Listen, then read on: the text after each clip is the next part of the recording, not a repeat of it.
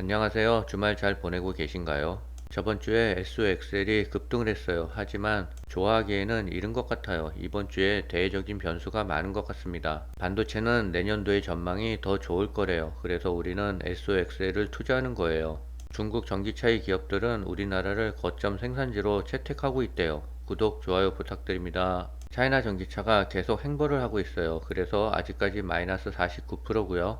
SOXL은 전주에 급등을 했습니다. 그래서 벌써 57% 정도 수익 구간이에요.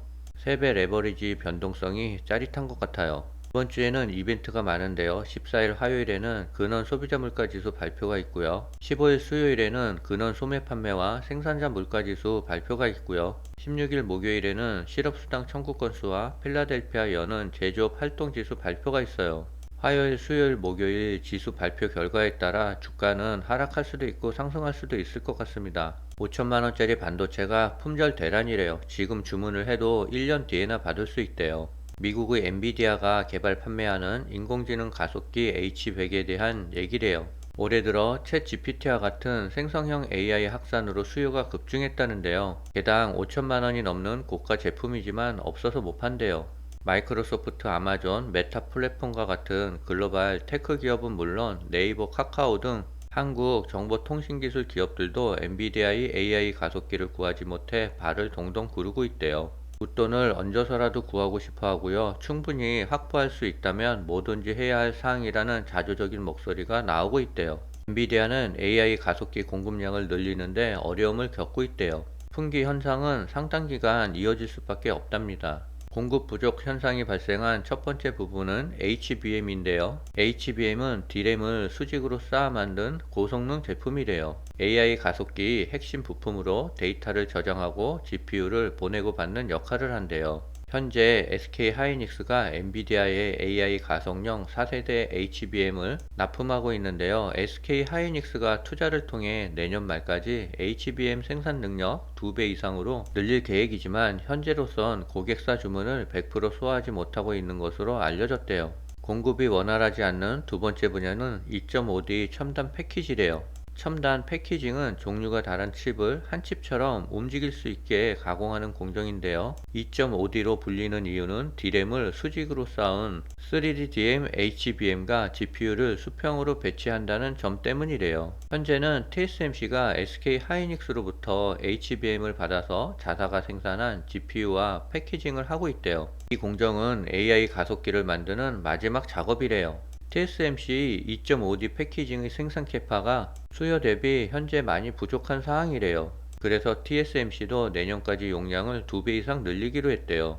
엔비디아의 AI 반도체 칩이 공급이 딸리는 이유는 결국 SK 하이닉스의 HBM 생산과 TSMC의 2.5D 패키징 공정 때문이래요. 하지만 엔비디아는 이런 병목 현상을 해소하기 위해서 HBM과 2.5 패키징을 동시 공급할 수 있는 삼성전자를 찾았대요. 그래서 엔비디아는 삼성전자와 긴밀히 접촉하고 있어요. 두 번째는 AI 가속기 수요 기업들이 엔비디아가 아닌 다른 기업의 AI 가속기를 쓰는 것이래요. AI 가속기를 판매하는 곳은 미국 반도체 기업인 AMD와 인텔이 있는데요. AMD는 최근 AI 가속기 MI300을 다음 달에 공개 출시할 계획이고요. 삼성전자가 AMD의 HBM3를 주로 공급하고 있대요. 인텔도 가우디라는 이름의 AI 가속기를 앞세워 엔비디아를 추격하고 있대요. 엔비디아나 AMD, 인텔 등 누가 가속기를 더 많이 공급하더라도 우리는 상관이 없어요. 필라델피아 반도체 ETF에 모두 포함됐기 때문이에요. 별 종목보다 마음 편히 투자를 할 수 있는 것 같습니다. 금요일 SOXL이 급등을 했지만 무디스가 찬물을 부었어요. 주말을 앞둔 10일 무디스는 미국의 국가 신용 등급을 최고 등급인 AAA로 유지하되 등급 전망을 안정적에서 부정적으로 하향 조정했어요. 무디스는 이번 등급 전망 하향 배경에 대해서는 금리가 높아진 가운데 연방정부의 지출을 줄이거나 세입을 늘리는 등의 효과적인 재정, 정책적 조치가 없다라고 지적했어요. 또 다른 악재들이 나오고 있는데요. 이란 대통령이 이스라엘에 저항하는 것 외에는 방법이 없다라고 말을 했어요. 중동 전쟁이 확전될까봐 우려스러워요. 또 다른 한편은 러시아가 우크라이나 키이우를 2달 만에 공습을 했대요. 양쪽에서 전쟁이 확전되면 세계 경제는 먹구름이 또 낄 거예요. 차이나 전기차가 계속 횡보를 하고 있습니다. 엊그제도 0.71%나 하락을 했는데요. 아무래도 상승하기에는 시간이 좀 더 걸릴 것 같아요. 하지만 긍정적인 소식도 들리고 있어요. 미국, 중국 경제 수장이 정상회담을 앞두고 디커플링을 안 하기로 서로 협의를 했대요. 이번 주 15일에 바이든과 시진핑이 정상회담을 갖는데요. 양국이 좋은 관계로 회복되었으면 좋겠어요. 중국의 화웨이가 야심작으로 세단을 출시했대요. 아래 사진은 차량의 디자인인데요. 날렵하게 잘 만든 것 같아요.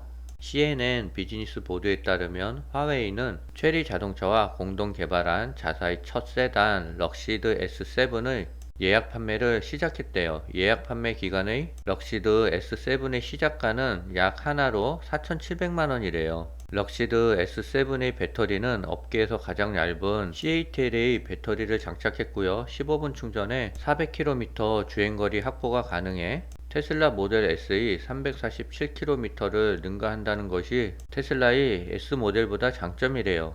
중국의 주식시장 부진에도 중국 공모펀드 규모는 점차 확대되고 있다는데요. 중국 기관들은 본토 증시에서 중국 황제주로 불리는 귀주 모태주 등 소비주와 2차 전지주를 홍콩 증시에선 하이테크 종목을 사들였대요. 외국인은 여전히 이탈하고 있지만 소비주와 바이오, 리튬주를 담았대요. 2차 전지인 CATL도 3분기 추가 매수 규모 기준인 2위를 차지했대요. 비아디가 국내에 최초 9m급 버스를 출시해 주목을 받고 있대요. 비아디는 최근 중국 전기버스가 가격 경쟁력과 성능을 갖춰 국내에 출시하는 등 점유율을 늘리고 있는 시점이래요. 1회 충전 주행거리가 동급 최장을 자랑하는 모델을 선보였대요. 9일 업계에 따르면 비아디는 지난 3일 9m 순수 전기버스 비아디 이버스9를 국내에 공식 출시했대요. 첫 출고 업체는 경기도 용인시 마을버스 업체인 한비운수래요. 비아디는 올해 이버스9를 120대가량 인도할 계획을 밝혔어요.